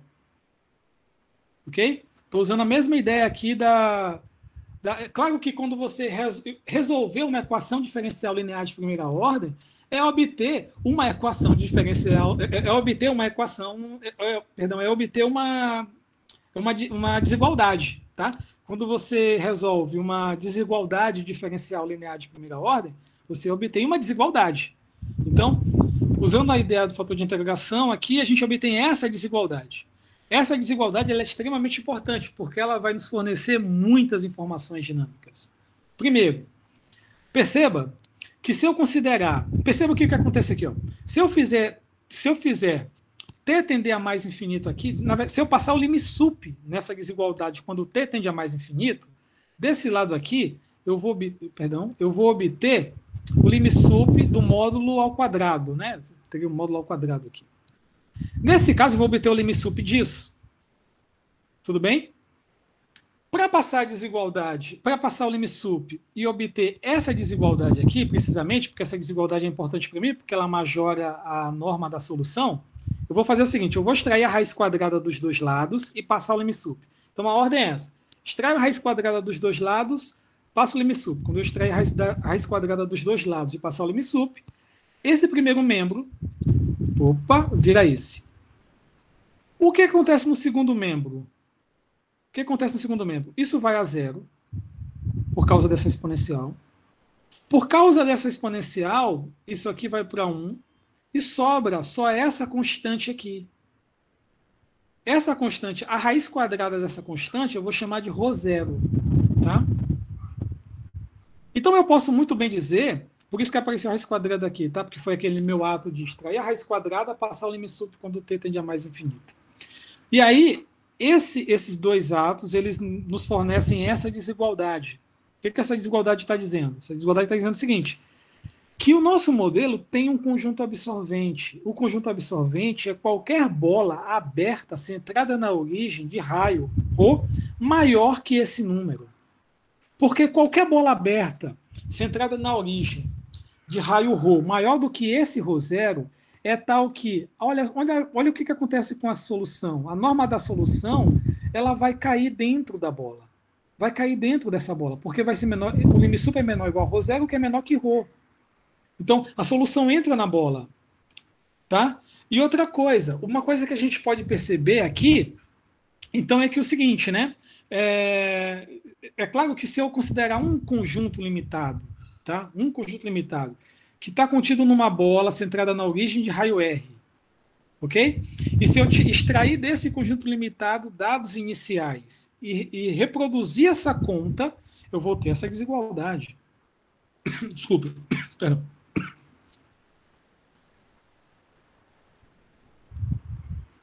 E é por isso que eu posso dizer que se eu tenho um conjunto limitado B do R3, um limitado B do R3, tá? Esse limitado, naturalmente, ele vai estar contido numa bola, ok? Centrado na origem de raio R. Eu posso dizer que a evolução desse B, ela cai dentro dessa bola, tá? Para qualquer T maior ou igual ao TB. Quem é o TB da história aqui? TB é o momento, tá? É um momento onde o limitado ele entra nessa bola que é o conjunto absorvente aqui no caso. Agora, essa conta é tão legal porque ela tem uma maneira de ser lida que é a seguinte, com ela a gente pode exercitar aquela brincadeirinha que eu fiz agora há pouco, que se vocês me derem um limitado do R3, eu sou capaz de dizer em que momento esse limitado entra no conjunto absorvente. E para dizer isso, basta reler essa desigualdade da seguinte forma. Vejam só. Eu vou mostrar que o instante que o conjunto limitado B entra na bola é esse aqui. Qual é a relação do B com esse número? É através da existência desse R aqui do lado direito. E qual é a relação do R com esse B? Esse R, eu estou pensando que é o raio de uma bola que contém o limitado B. Tá? Então, a ideia é assim, se vocês me derem um conjunto limitado, ok? Eu vou identificar uma bola de raio R centrada na origem que contém o limitado que vocês me deram. Tá? Eu sou capaz de afirmar que a partir desse instante aqui, esse log aqui entendam como LN, tá, pessoal? Que a partir desse instante, a evolução do limitado que vocês me deram entra na bola de raio ρ, tá? ρ maior do que ρ0. Maior, ok? Entra nesse absorvente que a gente provou. Como é que é essa conta? A conta é a seguinte, como eu havia dito, é só ler aquela desigualdade de outra forma. Aqui está a desigualdade, tá? Então, aqui está a ideia. Ó. O limitado que vocês me deram, eu vou dele extrair um dado inicial, o dado inicial vai ser o módulo, a norma do dado inicial vai ser menor do que o R, que é o raio da bola que contém o limitado, tá? Que vocês lançarão mão. Aí olha a desigualdade. Bom, essa expressão aqui é menor que R, então essa norma ao quadrado é menor que R ao quadrado. Tá legal? Aqui, o nome disso é ρ0. É ρ0, tá? Então eu posso simplesmente trocar isso aqui por ρ ao quadrado. Esse fator aqui eu repeti. Beleza? Aqui eu percebo que a expressão exponencial elevado a menos 2lt, tanto nessa parcela quanto nessa. Então eu vou deixar essa expressão em evidência. Tá? Essa expressão em evidência, e aqui esse ρ0 ao quadrado eu vou destacar desse lado, vou deixar desse lado. Bom, daqui o que foi que eu fiz? Eu fiz o seguinte, o que eu pensei foi, eu vou pensar que, eu entendo que ρ0 menos, que R ao quadrado menos ρ0, que isso é menor do que R ao quadrado, né? Então eu posso trocar essa expressão simplesmente por essa, tá? E eu espero que isso aqui, eu espero que essa expressão seja menor ou igual a ρ ao quadrado. Lembrando que ρ é o raio da bola, que é o conjunto absorvente. Agora, eu espero isso, tá? Dado que alguma coisa acontece. E o que tem que acontecer? O que tem que acontecer é essa expressão aqui, né? Com essa expressão aqui, tem que ser menor ou igual a essa. Essa expressão aqui, essa primeira parcela tem que ser menor ou igual a essa primeira parcela. Só que essa expressão que ser menor ou igual a essa primeira parcela, essencialmente significa dizer que se eu pegar essa exponencial e jogar lá para o outro lado, né, que o R ao quadrado é menor ou igual a isso vezes a exponencial do 2lt. Tudo bem? É menor ou igual a exponencial do 2lt. Bom, o que foi que eu fiz daqui? Só que essa desigualdade vale somente se eu passar o ln dos dois lados e a desigualdade for mantida, né? Então, aqui eu tenho bom, aqui desse lado vai ficar ln, o log do R ao quadrado. Desse lado aqui vai ficar o ln do produto, que vai virar a soma. Só que o ln da exponencial do 2lt vai virar só isso, né? E o ln, o log desse primeiro fator, vai permanecer aqui. O que foi que eu fiz no final? Eu identifiquei um limite, uma cota por baixo do t. Eu peguei essa expressão, joguei para o primeiro membro e depois dividi tudo por 2L. Como vai ficar uma diferença de logaritmos, e diferença de logaritmos é o logaritmo do quociente. Então vai ficar uma expressão aqui, que é essa, menor ou igual a t. Então como é que eu posso ler isso? Eu posso ler isso assim. Desde que o t seja maior ou igual a esse número, vale essa desigualdade. Só que, aí eu estou lendo de trás para frente, só que se vale essa desigualdade, vale essa desigualdade. Se vale essa desigualdade, vale essa. Bom, por conseguinte, se vale essa desigualdade, essa expressão é menor ou igual a essa. Em outras palavras, tá? Se vocês lançarem mão de um limitado, se a gente identifica uma bola que contém esse limitado, centrada na origem de raio R, é a partir desse instante que a evolução desse limitado, a partir desse TB, entra no absorvente. Tá legal? Aí, bom, falta uma coisa, né? Além de ter identificado o instante, eu estou querendo provar que o sistema de Lorentz tem atrator global. Então eu vou seguir. Para mostrar que tem atrator global, outra coisa que eu vou checar, que eu vou observar com vocês, é que se vocês pegarem um dado inicial no conjunto absorvente, tá? E evoluírem ele pelo semigrupo, vocês vão perceber que vocês ainda vão continuar dentro do conjunto absorvente. Essa inclusão vai ser mantida. Tá? Como é que eu percebo que essa inclusão é mantida? Também por causa dessa desigualdade. No final das contas, isso prova a existência de um conjunto absorvente. Mais que isso, essas propriedades fazem com que a gente possa concluir, isso eu vou deixar como exercício para vocês checarem, que essas condições elas nos garantem, então, que o semigrupo em questão é assintoticamente compacto, ele é limitado e dissipativo. O fato de você ter um conjunto absorvente que é invariante, que é positivamente invariante, tá? Que tem essa propriedade. A evolução dele continua no conjunto absorvente, tá? Que tem essa propriedade. Então, o exercício da prova eu vou deixar vocês checarem que essa conta, tá? Porque eu quero falar mais coisas, prova são as condições suficientes para que a gente tenha atrator global. Por fim, tá? Se você invocar o teorema 5, você vai poder concluir que o sistema de Lorentz tem atrator global. Isso é muito legal. Isso é muito legal no sentido de sistemas dinâmicos, né, à luz da teoria de atratores globais, porque isso simboliza, né, isso mostra como é que conta deve ser feita quando você está diante de um sistema para obter um atrator global, tá? Então, as contas essencialmente são essas, tá? Essencialmente as contas são essas. É claro que, por exemplo, com rigor, né, das devidas expressões, operações, por exemplo, aqui eu estou calculando limite, produto de funções, né? Eventualmente, se o modelo que eu tenho em questão, por exemplo, é uma EDP e a ideia é que você queira estudar EDP no espaço de Hilbert, então aqui o produto, na verdade, é via produto interno, tá? As coisas, a norma aqui, por exemplo, é norma em um espaço de Sobolev adequado, né, previamente escolhido, né, onde o problema ele é globalmente bem posto, tá? Então, assim, mas assim, a moral da história, a conta que a gente costuma fazer no resultado de existência de conjuntos absorventes é essa, é essencialmente essa, tá? Então, o legal dessas contas é que isso simboliza como é que a gente faz de fato na prática, né, diante das EDPs, né, em dinâmica infinito-dimensional, tá? É onde esse assunto, por exemplo, vive em pauta, né? A teoria de atratores globais. Bom, e tudo isso que eu estou falando parece ser muito legal, mas alguém pode muito bem me perguntar o seguinte: tá, legal, isso aí é muito legal, eu entendi as contas, beleza, mas tem uma coisa, quando você mostrou o atrator de Lorentz, você mostrou um desenho, até um desenho famoso, que é aquelas borboletas abertas, e onde é que estão, onde é que estão as asas da borboleta aqui? Né? Onde é que eu verifico aquele desenho? Cadê o desenho? Né? Aquele desenho, se vocês lembrarem, se eu voltar aqui, Milton voltar, eu mostrei, né, uma ilustração do atrator estranho de Lorentz, né? O atrator de Lorentz é comumente conhecido como atrator estranho de Lorentz. A pergunta é, daí, como é que aparece aqui?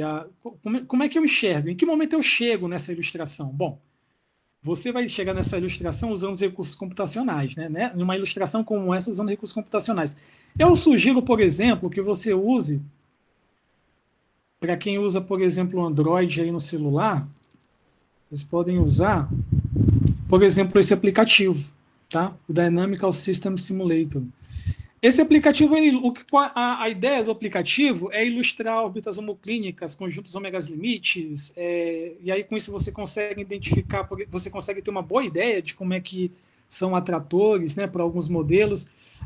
Tem alguns modelos previamente definidos no aplicativo, o aplicativo é gratuito, tá? Uma infelicidade é que não dá para instalar o aplicativo no iOS, só dá para baixar ele no Android.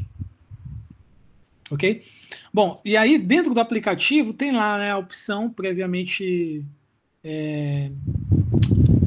implementada do sistema de logins. E aí você pode... aqui dá para ver uma ideia aqui, né? Porque eu tirei um print, tá? De alguma das opções, de alguns modelos que aparecem e algumas opções de alguns objetos dinâmicos que a gente pode enxergar, né? Você pode, inclusive, implementar um modelo e identificar e pedir para ver as órbitas homoclínicas, né? Então, a gente vai falar um pouco sobre isso na aula da sexta, tá? Sobre órbitas homoclínicas. Então é isso, eu sugiro darem uma olhadinha nesse aplicativo, é gratuito, então não estou fazendo propaganda comercial nenhuma, eu acho, né? Então é isso, pessoal, isso é o que eu queria comentar por hoje sobre atratores globais. Eu queria usar mais 10 minutinhos, tá? Só para encerrar essa primeira exposição, as referências que eu tenho mencionado, que estou seguindo de perto, é esse livro do Alexandre, do Lang e do Robinson. Esse livro é um clássico, né, da teoria já. E outros dois clássicos da teoria é o livro do Jack Hale e o livro do Teman. Ok? Recomendo esses 3 livros para quem estiver interessado. Eu agradeço muito a atenção até esse momento. Ok? Eu vou continuar. Parte 2, me permitam. Eu queria falar um pouco sobre a dinâmica pullback, tá? Então, assim, a continuação não vai ser tão... a passagem não vai ser tão descontínua, não, porque eu vou lembrar de algumas coisas que já falei, né? sobre como é que a gente deve... Aqui na parte 2 eu lembro como a gente deve entender essa expressão quando você está diante de um sistema dinâmico não autônomo, tá? De um processo de evolução, onde você tem uma coleção de aplicações agora indexadas num par ordenado, onde a primeira entrada é maior ou igual à segunda, com essas 3 propriedades, ok? E aí, cabe aqui destacar, o que eu vou destacar é conceitos e resultados da dinâmica pullback.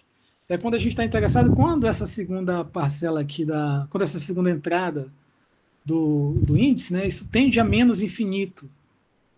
Então, essa é uma ideia geométrica que a gente tem que ter, né, do caso não autônomo, que eu já comentei com vocês, também como obter esses problemas.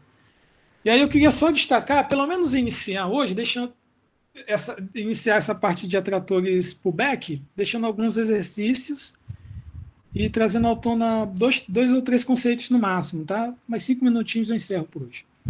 Que é o seguinte, ó, exemplo de um atrator, de um processo de evolução, que é um sistema dinâmico não autônomo. Por exemplo, quando você tem uma EDO como essa, tá? Essa EDO, ela define, é uma EDO não autônoma, ok? Ela define um processo de evolução em toda a reta, tá? E o processo de evolução a saber é dado por essa expressão. Exercício, verifiquem que, de fato, a coleção de aplicações com essa lei de formação, indexados dessa forma, né, satisfazem essas 3 propriedades na reta. Beleza? Outro exercício, por exemplo, em Rn, a coleção de aplicações S de TS, definidas dessa forma, aqui X é uma lista, tá? X é um pontinho do Rn. Isso também define um processo de evolução em Rn. Beleza? Isso define também o processo de evolução. Essas provas, a solução desses exercícios são relativamente simples, tá? Não vai dar trabalho, não. Outro exemplo, se você considera a coleção de aplicações com essa lei de formação, indexados dessa forma, isso também é um processo de evolução na reta. Tá? Desculpe. Outro exemplo, em R2, a coleção de aplicações com essa lei de formação, isso também define um processo de evolução. Aquelas 3 propriedades são válidas, com X sendo R2. E aí eu entro na teoria de atratores pullback. Tá? Atratores, quando a gente pensa, né, na dinâmica, pensando que aquele S, aquele segundo parâmetro, a gente puxa, né, cada vez mais aquele S. Tá? Então, quando você pensa no S tender a menos infinito. Ok? Primeira coisa que eu vou trazer à tona, eu não vou avançar muito, como eu prometi, então, uns 2 minutinhos eu encerro, que é o conceito de invariância aqui. O conceito de invariância, no nosso caso aqui, no caso da dinâmica pullback, é um pouquinho diferente, tá?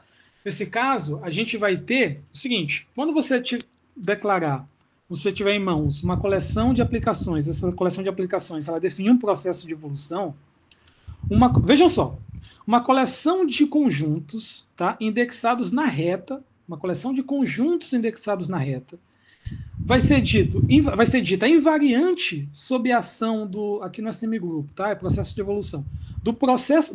Do sistema dinâmico, né?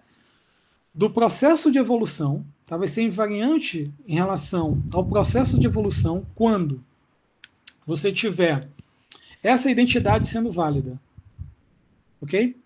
E essa identidade, é possível visualizar ela. O que está acontecendo aqui, né? Você puxa até o S, tá? Quando você evolui t instantes de tempo, você puxa... Eu vou chamar esses adts aqui de frames, tá, pessoal?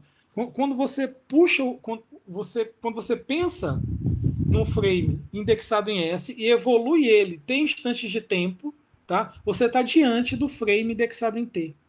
Né? Então, evolui, você tem o frame indexado em S. Evolui em T instantes de tempo, você está no frame indexado em T.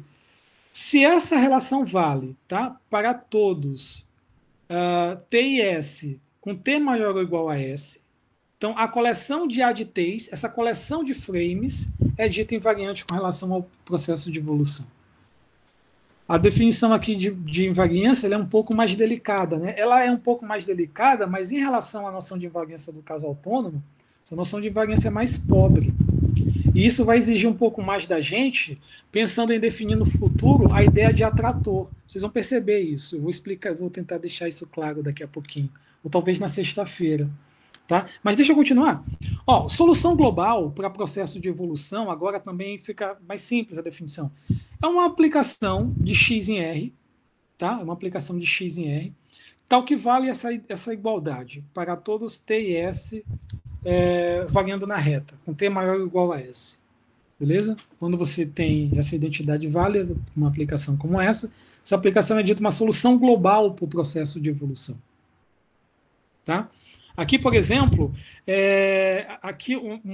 lembram que no caso de solução global para semigrupos, a gente precisava indagar sobre a sobrejetividade e, eventualmente, a sobrejetividade era suficiente, né? A sobrejetividade dos S de T's, dos operadores que definiam semigrupo, para todo T. Eventualmente, até a injetividade era interessante, né? Mas a sobrejetividade era suficiente para você definir solução global lá. Aqui não. Solução global tem uma definição relativamente mais simples. Basta que você tenha uma aplicação como essa, tal que vale essa igualdade. Beleza? Bom, eu vou encerrar por aqui com a proposição 1, para não avançar muito, porque as coisas, para que eu comente mais, elas vão exigir um pouco mais de tempo, tá? Que é o seguinte, ó, se você, para que a gente identifique um conjunto invariante, perceba que um conjunto, para ser invariante, ele é uma família de conjuntos, né? Uma família de conjuntos indexados na reta. Ela é invariante sob a ação de um processo de evolução, se somente se essa família ela consiste de soluções globais. Um resultado como esse existia no caso de semigrupos, tá? A prova segue as mesmas linhas, tá? Embora eu tenha feito a prova aqui, eu não vou mencionar a prova, mas essencialmente segue as mesmas linhas, tá? Como eu vou compartilhar os slides com vocês, eu vou deixar como exercício a leitura da prova da proposição 1. Eu vou encerrar por aqui, tá? E aí na sexta-feira, qual é o meu plano, né? É falar um pouco mais sobre atratores Pullback, e eu vou falar um pouco mais sobre atratores Pullback e vou encerrar voltando a falar de semigrupos. E aí eu vou concluir falando sobre semigrupos gradientes, tá? Sobre funções de Lyapunov e semigrupos gradientes. Então eu vou encerrar por aqui hoje, devido à densidade dos argumentos, né, das definições. Eu acho que convém vocês ficarem com um tempinho a mais para refletir sobre esses resultados. Vou parar de compartilhar minha tela aqui. E aproveitar esse tempinho a mais para conversar com vocês, para saber de dúvidas, comentários, questionamentos, observações. Então é isso, pessoal. Estou à disposição de vocês, né? Alguém tem algum comentário?